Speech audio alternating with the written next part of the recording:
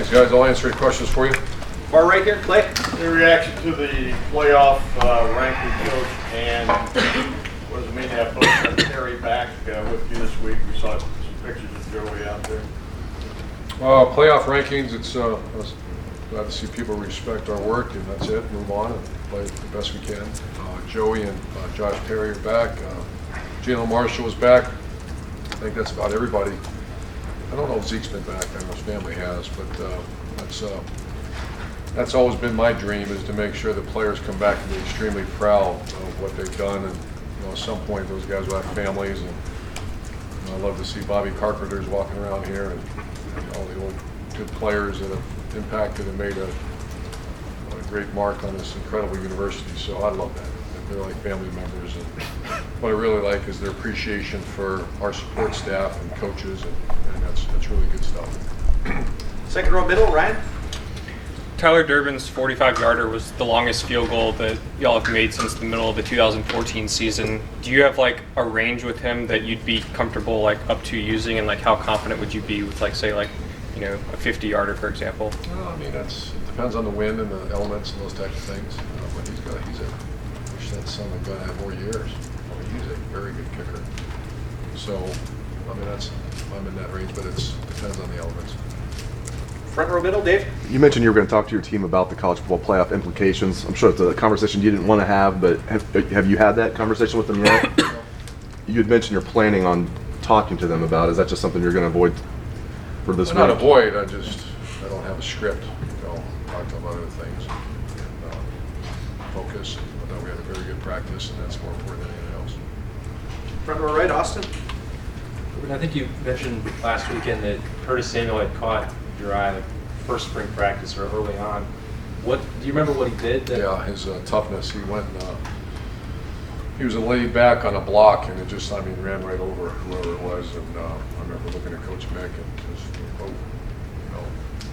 a lot of times you just don't know the toughness. Sometimes guys with that kind of skill set aren't the toughest guys in the world. And as a result, they don't become much. This guy's a tough guy.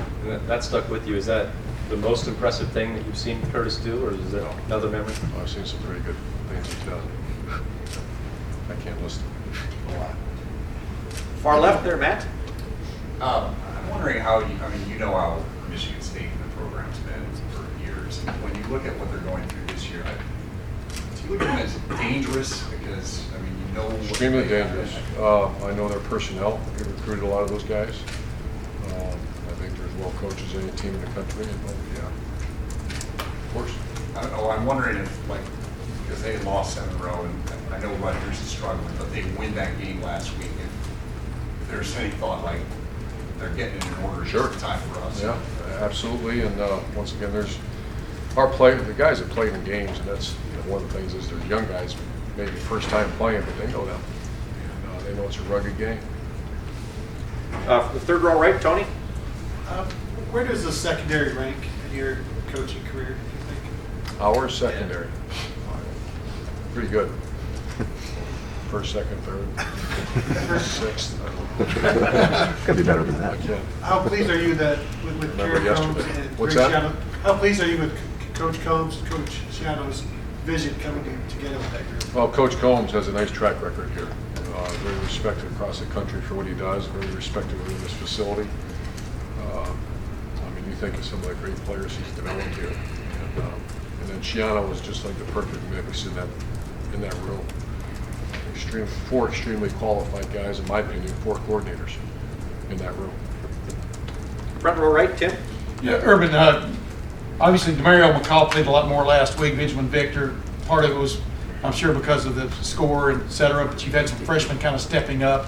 What does that do for a team this late in the year to have some young, looks like viable talent kind of like stepping up and making a mark and maybe being able to use them down the road? We all know what's happening, so when guys get dinged, they're pretty fortunate, but it's really positive to see some guys start performing. That's an obvious answer, but that's obviously true. And we know how rugged these next few games are, so it's great to see some guys start to develop. The weather forecast for Saturday looks like there's going to be a front moving through as you guys are playing the game. The wind's going to go almost out of the southwest to almost out of the north as the game goes. That's the forecast. y'all seem to have a little problem with the passing game and the wind at Wisconsin and Penn State. Is there any way, I mean, Ed Warner even brought it up when we were talking to him a couple weeks ago. Is there any way to prepare for something like that, or does it alter your We thoughts? throw water on the balls and all those kind of things, and Yeah. you can't, I haven't figured out how to create a windstorm out there yet. Oh, I know that, but I mean, does it alter your thoughts on like your game planning, et cetera? I know you don't have that much wind floating around here. Yeah, major impact on game planning, and just have to execute in it. They're dealing with the same issues. Front row right, Bill? I asked you about the defensive line yesterday in the conference call. I want to revisit that a little bit. How concerned were you going into the season that, especially after you lost Tracy Sprinkle, that the interior of the line could be a real issue with you guys? Very concerned, and I'm concerned about everything until I see it. And I think we have one of the best D-line coaches, if not the best D-line coach in America, so I got a lot of confidence in him. And he usually develops guys, but yeah, it was concerned about. And at what point did you start to feel, okay, we're going to be fine there? Not yet. Nah. That's just being a coach? Just being this coach. Front row left, Mitch? Urban, you talked about how happy you were with the play of the young wide receivers, and I just wanted to know, was it a matter of young guys figuring it out and just getting better over time, or did you see a moment in time where things started to click with them, or? Yeah, you see it in practice. I think they've had some really good games, and then we kind of hit a wall as a team a little bit, and they were part of that. And then the last 2 weeks, they played outstanding. And a lot of things you see and a lot of things you don't see. And I do. I see guys contributing on special teams. I see guys blocking. I see guys adding value to our team, and that's a great time of year to have that happen. And final question, second row left, Ari? Urban, I asked you on the call yesterday about Donnie Corley. I was just wondering, I mean, you said you were familiar with a lot of their players and he was one of them. What is it that he does so well in the field that might have caught your attention, and why do you think that he's been able to become such a... Yeah, just a good player, and I remember that he made the game-winning catch in a big championship game, and so those guys really tend to turn out to be very good players. Thanks, guys. Thanks, Coach. Sure.